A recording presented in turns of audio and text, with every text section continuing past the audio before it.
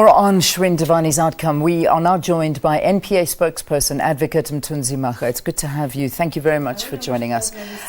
You look at the family of Anni Dewani, and I think the response that they have to say is that South Africa's justice system has failed them. What's your response to that? Firstly, and I'm sure you're still strapped in the past. I'm speaking for justice now, not NPA. Oh my goodness, they've got you down as NPA here. That's fine. Look, it's unfortunate that we have to close this chapter this way, sadly. But of importance, the fact that when we define justice, it is a fair assessment and adjudication of legal issues by a competent court of law with a proper application and interpretation of the principles of criminal law.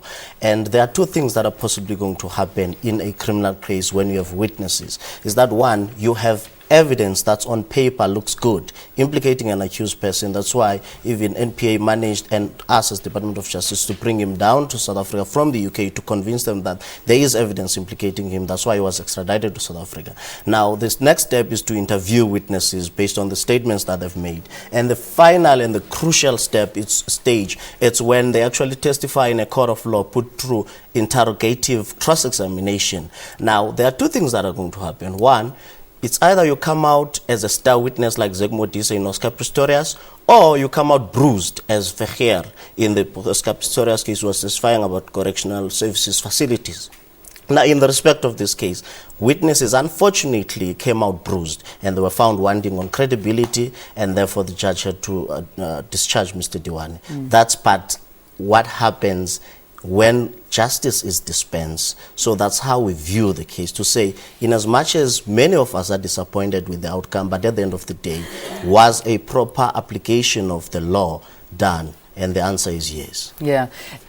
If we look at this case, I mean, it's not something that's happened overnight. This is a case that's been a very protracted, a long case. It's been going on for over 4 years now, and there's been the London part of it, trying to get him back to South Africa. Millions of rands have been spent on this. You know, we as a country looked like we had a case that was almost watertight, that was it. He was going to come here and he was going to go straight to jail, and yet he's come here. We've spent all this money, and now he's going home a free man. What went wrong? True that, Leah, and you remember that I've been camping in the studio, telling you, giving you back-to-back updates on the process of bringing him to South Africa.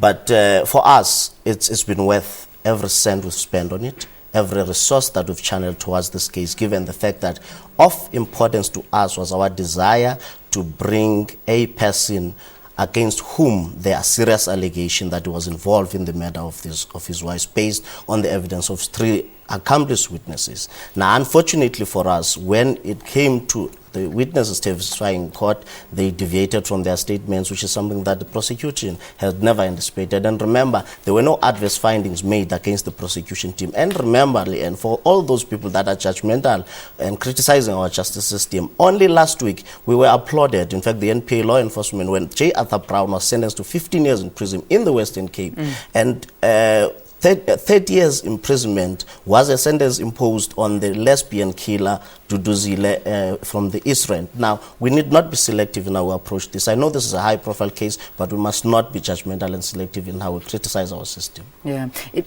What I'm gathering is if you have the money to fight the South African justice system, you will get through it.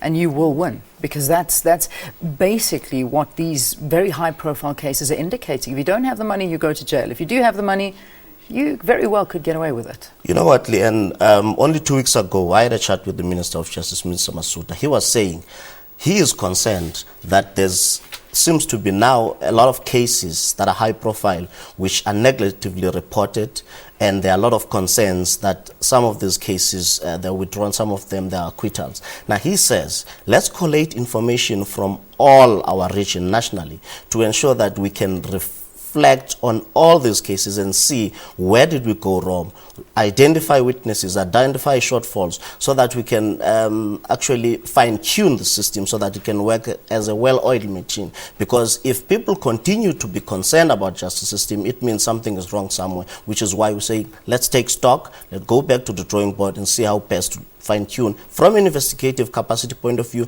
to prosecutorial capacity point of view, as well as the judiciary, and see how best to get things right. What happens now? Is there still room to prosecute Shrien Dewani? Procedurally, from a legal point of view, there's no room, given the fact that he was discharged, not on a point of law, but on an evaluation of the quality of evidence that was presented and the credibility of witnesses. So you cannot appeal against such a finding. All right, let's leave it there. Thank you very much for talking to us. Spokesperson for the Justice Department is Advocate Mhaga. Thank you very much for joining us here on the program. You're welcome. Yeah.